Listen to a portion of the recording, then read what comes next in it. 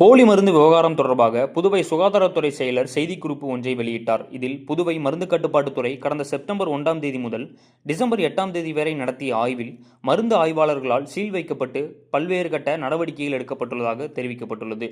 இந்த ஆய்வில் உரிமமில்லாமல் மருந்துகளை சேமித்து வைத்திருத்தல் மற்றும் விற்பனை செய்தல், காலாவதியான அல்லது போலி மருந்து மூலப்பொருட்கள், பேக்கிங் பொருட்கள் பயன்பாடுகள் போன்ற முறைகேடுகள் காணப்பட்டதாகவும், மருந்து பொருட்களின் விற்பனை, சேமிப்பு மற்றும் விநியோகம் தொடர்பான சட்டப்பூர்வ விதிமீறல்கள் தொடர்பாக உரிமம் பெற்ற 7 மற்றும் உரிமம் பெறாத 8 வளாகங்கள் என மொத்தம் 13 வளாகங்களுக்கு சீல் வைக்கப்பட்டுள்ளதாக தெரிவிக்கப்பட்டுள்ளது. உரிமம் பெற்ற திருபுவனைப்பாளையம், வில்லியனூர், பாகூர் மெயின் ரோடு, உருவையாறு, உழவர்கரை நகராட்சி ஆகியவற்றில் உள்ள 7 வளாகங்களில் சீல் வைக்கப்பட்டு உரிமங்கள் ரத்து செய்யப்பட்டுள்ளன.